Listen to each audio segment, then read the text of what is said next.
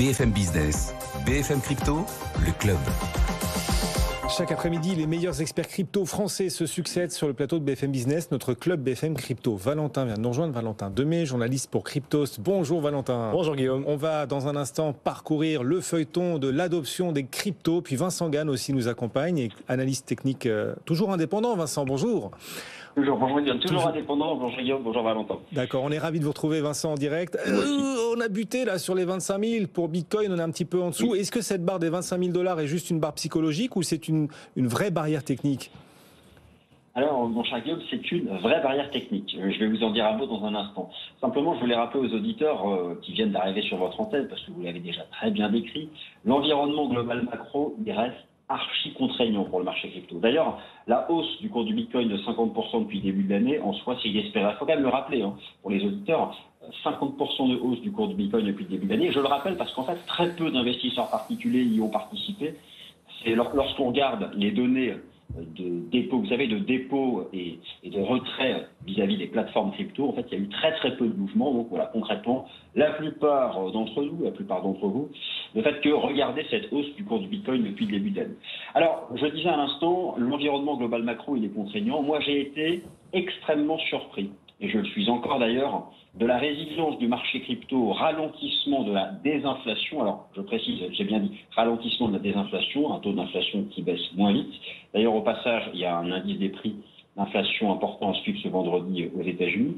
Et voilà, donc il y a quand même quelque chose de positif pour le marché crypto qui avait toutes les bonnes raisons fondamentales de trébucher depuis 2 semaines. Maintenant, dans l'immédiat, j'identifie sur le plan technique 2 épées de Damoclès.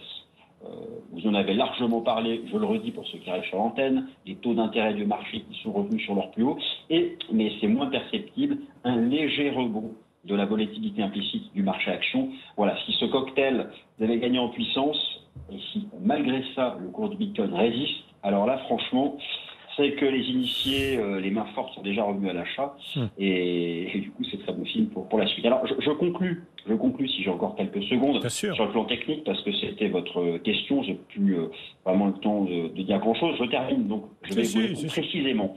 Vous avez mentionné les 25 000 $. 25 000 $, c'est un chiffre rond, très bien, mais c'est bien plus que ça, c'est une vraie barrière chartiste. Moi j'ai un terme, j'ai une expression que j'utilise beaucoup, je l'ai utilisée d'ailleurs aujourd'hui, j'ai la feuille de chat de plan technique. C'est-à-dire que c'est un niveau de polarité technique énorme, c'était les plus bas du décrochage du printemps dernier, les plus hauts du rebond de l'été dernier.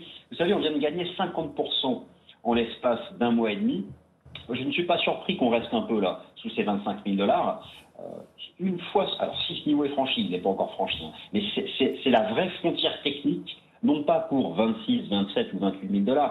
Si ce bouchon saute, on va entre 30 et 32 000 $. Alors pour l'instant, ce n'est pas fait. Donc voilà, les auditeurs doivent retenir ça. Après 50% de rebond, le cours du Bitcoin a rejoint une frontière chartiste qui derrière peut donner le point de départ de 20 ou 30% d'appréciation supplémentaire. Mais j'insiste, elle n'est pas franchie et fondamentalement, elle n'a aucune raison de l'être. D'accord, cette barre des 25 000 $ qui constitue la frontière des mondes en quelque sorte, cette frontière entre le côté obscur de la force et le côté plus positif, c'est ça. Bon, voilà, on va regarder du coup si le Bitcoin en a assez dans le ventre pour la franchir, cette barre des 25 000 $, mais vous en doutez un petit peu à très court terme, manifestement, Vincent. Merci beaucoup de nous avoir accompagnés. Vincent Gann, analyste technique indépendant régulièrement à nos côtés, et pendant ce temps, l'adoption crypto qui se poursuit. Valentin va nous en apporter un nouveau témoignage. Valentin, vous avez repéré cette info pour nous. Oui, c'est mieux que pour nous. C'est mieux. Le nouveau PDG de YouTube affirme son intérêt pour les NFT. Pour les NFT, ça vous surprend, Guillaume? Oui, je ne l'avais pas vu venir, celui-là. Effectivement, le PDG a changé il y a quelques jours, après un plan social important chez Google et YouTube.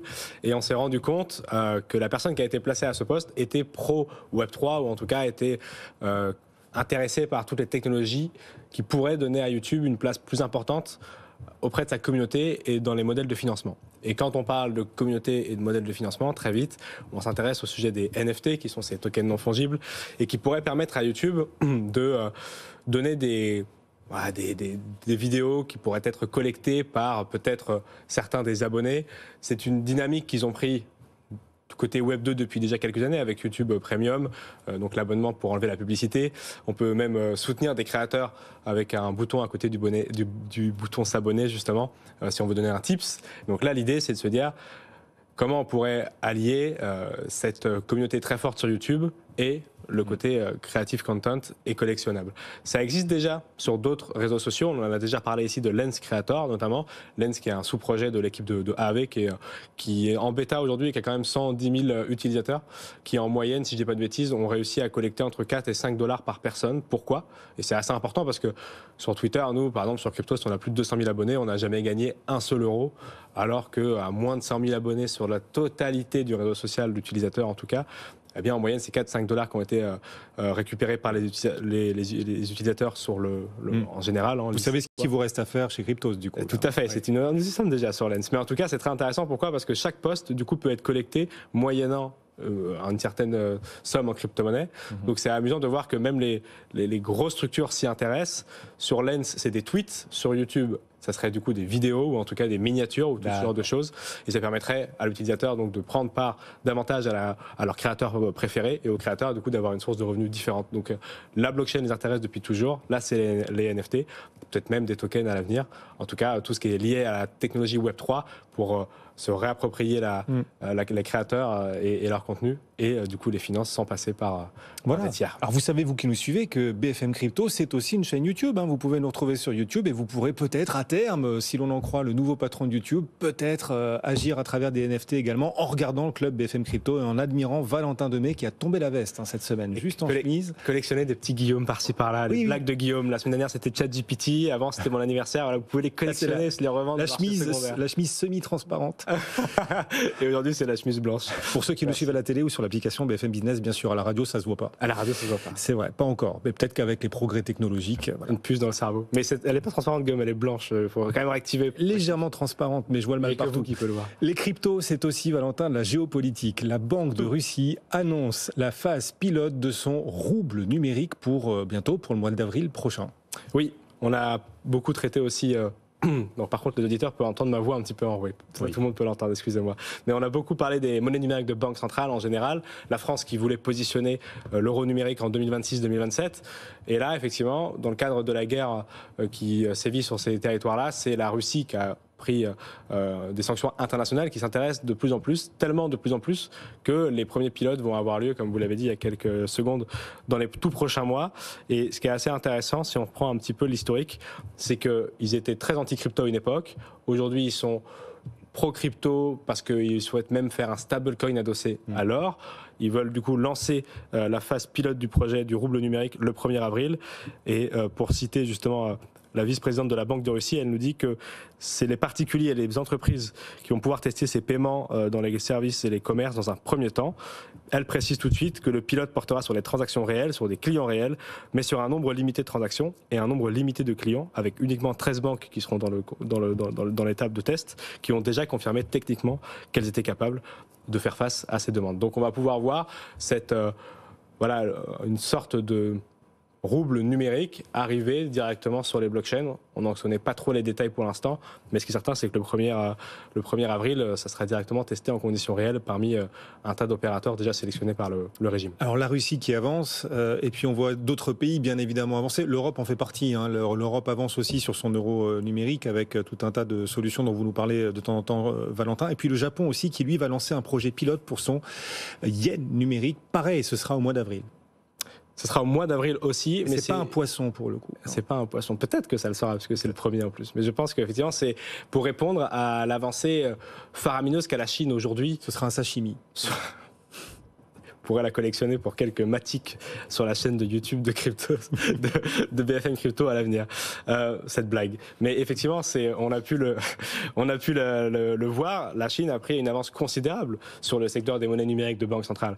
Et ça a fait très peur au monde entier, un petit peu comme ça avait fait peur lorsque Facebook, rappelez-vous, avait annoncé son Libra, créé son portefeuille de devises numériques et donc le mettre à disposition de son milliard d'utilisateurs, ce que du coup avait déjà agité un peu la peur auprès des régulateurs et du monde entier, qui du coup s'étaient posé la question de ce qui sont devenues les monnaies numériques de banque centrale. Mais parmi ces monnaies numériques de banque centrale, la Chine est en avance. On a traité il y a 2-3 semaines. Ils ont même fait un largage aérien, on avait utilisé ce terme. Ils avaient fait un don de quelques dizaines de millions de dollars équivalents, du coup en yens, à une partie de la population. En yuan numérique, incroyable. En yuan numérique, mais il était programmé, c'est-à-dire qu'on ne pouvait l'utiliser que dans certaines parties du pays, à certaines conditions. Et donc c'est d'ailleurs ce qui fait peur, c'est-à-dire que cette monnaie soit programmable.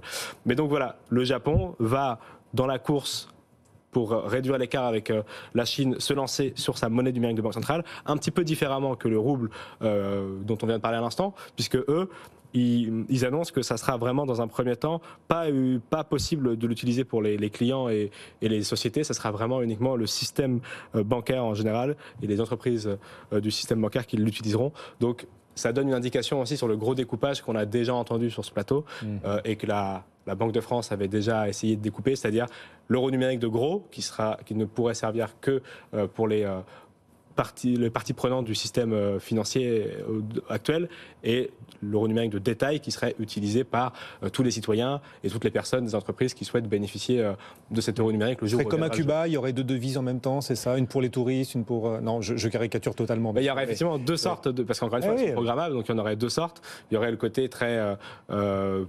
systémique, et puis celles qui seraient utilisées avec un plafond. Elles auraient la même valeur, ce serait des euros. Elles auraient a priori la même valeur, mais surtout elles auraient un plafond pour les utilisateurs privés.